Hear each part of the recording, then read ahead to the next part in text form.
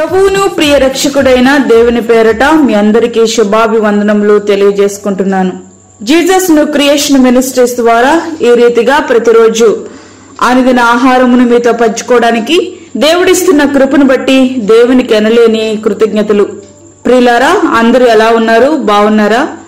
ప్రతిదినము ఈ యొక్క అనుదిన ఆహారం ద్వారా బలపడుతున్న మిమ్మల్ని అందరినీ బట్టి మేమెంతగానో దేవుణ్ణి స్తుతిస్తున్నాం. మీ అందరి కొరకు మేము ప్రార్థిస్తున్నాం. వాక్య ధ్యానంలోనికి మనం వెళ్దాము.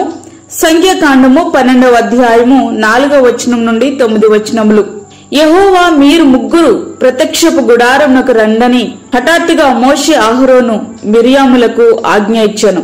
ఆ ముగ్గురు రాగా యెహోవా మేఘస్తంభములో దిగి ప్రత్యక్షపు గుడారం యొక్క ద్వారము నద్ద నిలిచి అహరోను, మిరియాములను పిలిచెను. వారిద్దరూ రాగా ఆయన, నా మాటలు వినుడి. మీలో ప్రవక్త ఇండిన యెడల యెహోవానగు నేను దర్శనమిచ్చి అతడు నన్ను తెలుసుకొనున్నట్లు కలలో అతనితో మాట్లాడుదును. నా సేవకుడైన మోషే అట్టివాడు కాడు. అతడు నా ఇల్లంతటిలో నమ్మకమైన వాడు. నేను గూఢభావములతో కాదు, దర్శనమిచ్చి ముఖాముఖిగా అతనితో మాట్లాడుదును. అతడు యెహోవా స్వరూపమును నిదానించి చూచును.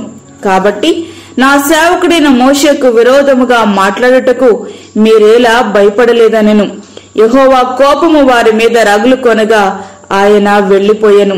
మోషే గారి భార్య సిప్పోరా, బహుశా ఆమె మరణించి ఉండవచ్చు. కాబట్టి మోషే గారు మరలా కూషు దేశపు స్త్రీని, అనగా ఇథియోపియా దేశపు స్త్రీని ఆయన వివాహము చేసుకున్నారు. ఇది ఆయన సహోదరుడైన అహరోనుకు, సహోదరి అయిన మిరియాముకు నచ్చనట్లున్నది. అందుచేత ఇదే అదునుగా ఆయన నాయకత్వానికి వ్యతిరేకంగా మాట్లాడడం ప్రారంభించారు. వారికి ఇవ్వబడిన పదవులతో వారు తృప్తి చెందినట్లుగా లేరు. ఆయన నాయకత్వానికి లోబడి పనిచేయడం వారికి ఇష్టం లేనట్లు వారి మాటలను బట్టి మనము అర్థము చేసుకొనవచ్చు. అయితే భూమి మీదున్న వారందరిలో మిక్కిలి సాత్వికుడైన మోషే గారు మాత్రం ఒక్క మాట కూడా మాట్లాడకుండా మిన్నకుండిపోయారు. అయితే దేవుడు అక్కడ జోక్యం చేసుకున్నట్లుగా మనకిక్కడ స్పష్టంగా కనబడుతూ ఉంది. మేఘము ఆ ప్రత్యక్ష గుడారం మీద నుండి ఎత్తబడింది. అప్పుడు మిరియాముకు హిమం వంటి తెల్లని కుష్టు సంభవించింది. అహరోనుకు ఎట్లాంటి శిక్ష రాలేదు అంటే మోషే గారి మీద తిరుగుబాటుకు ప్రధాన కారణం మిరియామియే అయ్యుండవచ్చు. మిరియామును చూచిన అహరోను ప్రాణం తల్లడిల్లిపోయింది. ఈ పరిస్థితికి కొంత కారణం నేను కూడా అయ్యుండొచ్చని అతనికి అనిపించిందేమో. మోషే గారి పట్ల నిజమైన పశ్చాత్తాపాన్ని అక్కడ ఆయన తెలియచేస్తా ఉన్నారు.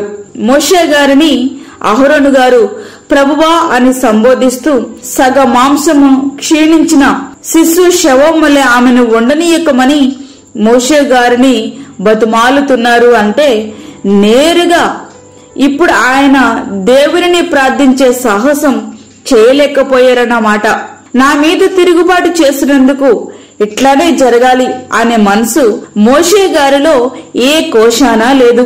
ఎలుగెత్తి దేవునికి ఆయన ప్రార్థిస్తున్నారు, ప్రభువును బతిమాలుతున్నారు.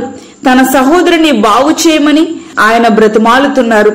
ఆ ప్రార్థన ఆలకించిన ప్రభువు పాపము క్షమించబడినప్పటికీ దాని ఫలితం కొంతకాలం అనుభవించవలసి ఉంటుంది. కాబట్టి ఆమె 7 దినములు పాళం వెలుపల ప్రత్యేకముగా ఉండి ఆ తర్వాత సమాజంలో చేరవచ్చని దేవుడు సెలవిచ్చారు. ప్రియా స్నేహితుడా, వాక్యముంటినటువంటి ప్రియా దేవుని బిడ్డ, కుటుంబములో గాని, సంఘములో గాని, సమాజములో గాని దేవుడు నిన్ను ఏ స్థితిలో ఉంచితే ఆ స్థితిలోనే సంతృప్తి, నమ్మకము కలిగి ఉండు. ఆధిక్యతల కొరకు గాని, ఆధిపత్యం కొరకు గాని ప్రాకులాడవద్దు. నిజముగా దేవుడు తాను ప్రత్యేకపరుచుకున్న సేవకుల మీద తిరుగుబాటు చేసే ప్రయత్నం ఎన్నడూ చేయొద్దు.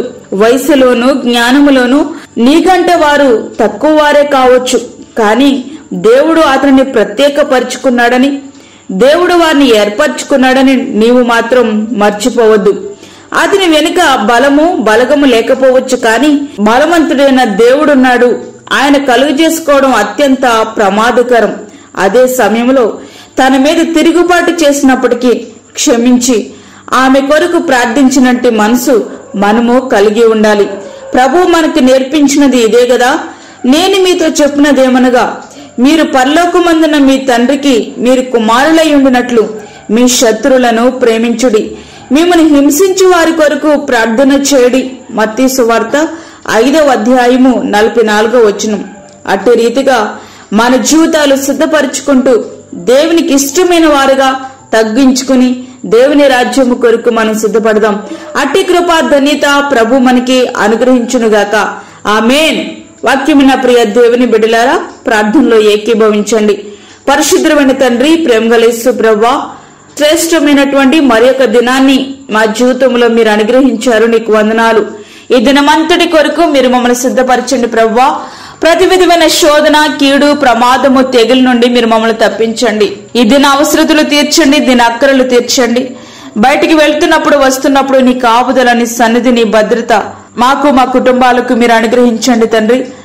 అలాగే దూరదేశంలో ఉండి ఈ యొక్క వాక్యమును విని ప్రార్థనలో ఏకీభవిస్తున్నాను బిడ్డలందరినీ మీరు జ్ఞాపకము చేసుకునండి. వారికి తగ్గ కృపను, ఆశీర్వాదమును, దీవెనను దయచేయండి ప్రభువా. గర్భిణీ స్త్రీలను, చంటి బిడ్డలను, వృద్ధులను మీరు జ్ఞాపకము చేసుకునండి. హాస్పిటల్లో ట్రీట్మెంట్ తీసుకుంటున్నటువంటి వారిని మీరు జ్ఞాపకము చేసుకునండి. వారిని ముట్టండి, నీ చిత్తములో వారిని రక్షించండి ప్రభువా. అలాగే మా దేశ నాయకులను మీరు జ్ఞాపకం చేసుకునండి. వారు నీతి న్యాయములతో పరిపాలించుటకు సహాయం ఇచ్చేయండి. ఈ దినమంతటికి కావలసిన నీ కృపను సమృద్ధిగా మాకు దయచేసి వాక్యమైన ప్రతి ఒక్కరిని కూడా నీ యొక్క ఆత్మతో నింపి బలపరిచి నీ కృప మమ్మల్ని ఆవరించినట్లుగా సహాయం చేయమని యేసు పరిశుద్ధ నామమున అడిగి వేడుకుంటున్నాము తండ్రి. ఆమేన్. ఈ యొక్క వర్తమానములు ప్రతి దినము పంపించబడతా ఉన్నాయి. ఎవరికైనా ఈ వర్తమానములు రానట్లయితే మీరు మమ్మల్ని సంప్రదించవచ్చు. మీ యొక్క ప్రార్థన అవసరతలు మాకు తెలియచేయండి. మా ఫోన్ నంబర్ 9177377559. దేవుడు మిమ్మును మీ కుటుంబమును దీవించునుగాక.